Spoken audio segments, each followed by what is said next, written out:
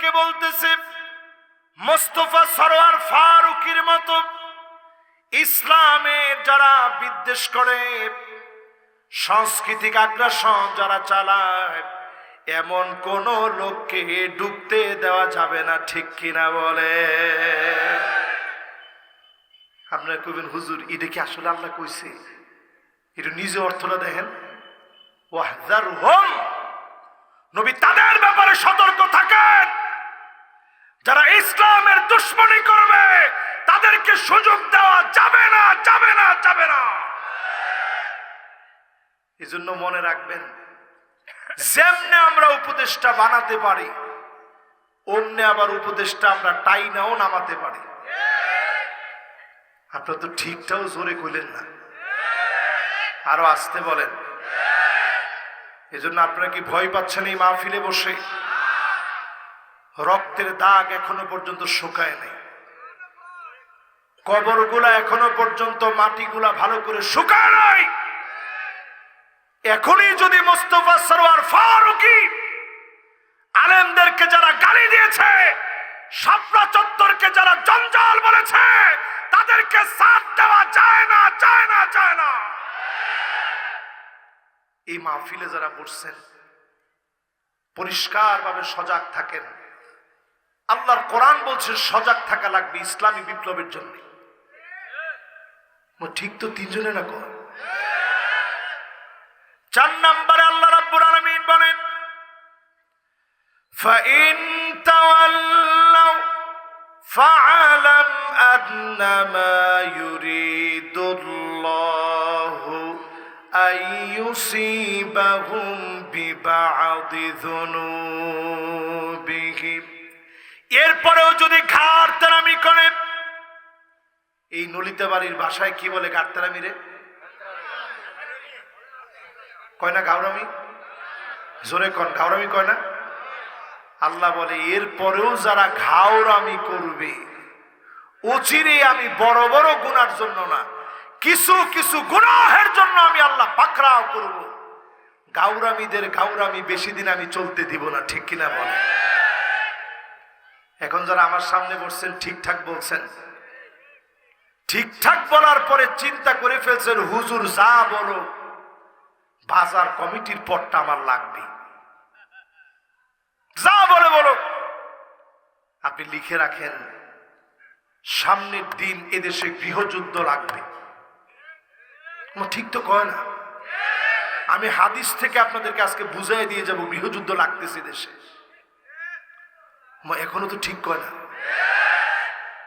আজ যদি ইসলামী বিপ্লবের জন্য আলেম ওলামা টুপির ভেদাভেদ ভুলে না যান, এমন মার আসতেছে, সালা বেঁধে পালাবার জায়গা পাবে না, পাবে না, পাবে না।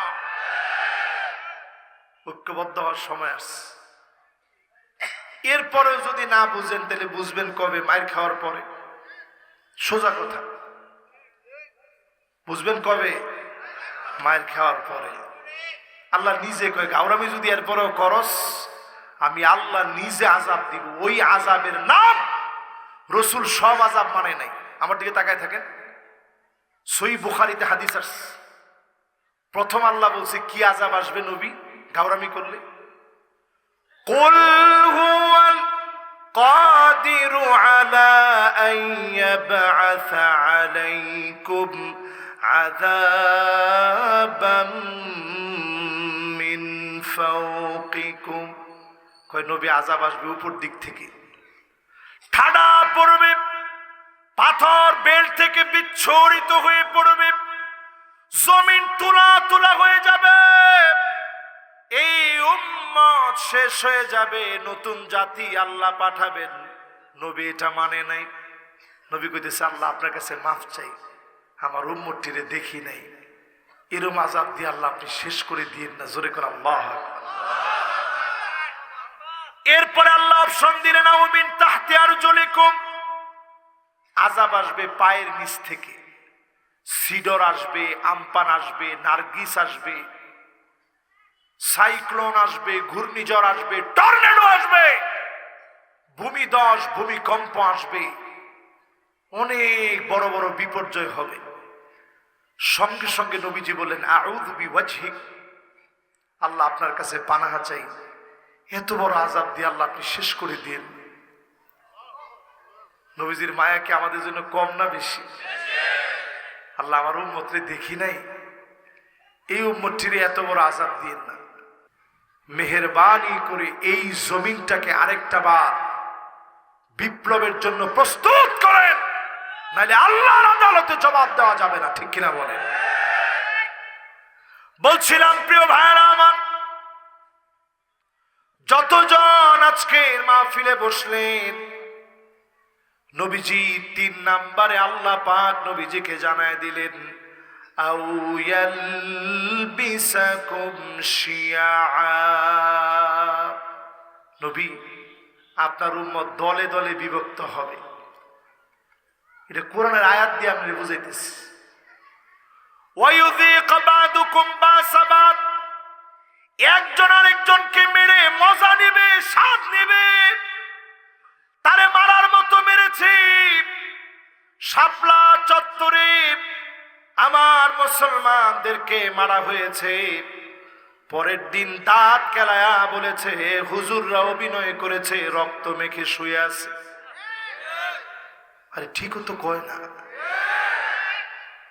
এই যে আলামত আপনি দেখতেছেন, এটা কি বলতে পারবেন যে হিন্দু খ্রিস্টান বৌদ্ধ আমাদেরকে মারছে? কারা মারছে?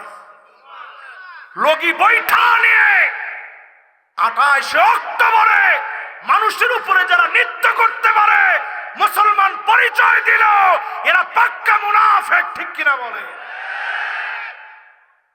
এই সব মানুষ আমাদের কাছে পরিচিত হয়ে গেছে। এই পরিচিত মানুষগুলোর চরিত্র একটু মিলাই দেখেন। এরা যখন মারামারি কাটাকাটি করতেছে, নবীজি বলতেছে আল্লাহর কাছে, আল্লাহ ভাই ভাই আর কতক্ষণ মারামারি করবে? একটা পর্যায়ে তো ঠিক হয়ে যাবে, আসমান থেকেও আযাব দিন না, জমিন থেকেও দিন না, এরা মারামারি করলে ঠিক হয়ে যাবে। ঠিক হওয়ার জন্য এই মুখ্যম সময় আল্লাহ দিয়েছে 5 আগস্টের পরে। যদি এবারও ঠিক না হন, আগামীতে রক্ত টাকনো পর্যন্ত পৌঁছায় যাবে, ফিরে দেখার সময় পাবেন না। ঠিক কিনা বলে? কদ্দুর বুঝছেন আল্লাহ জানে। বুঝছেন?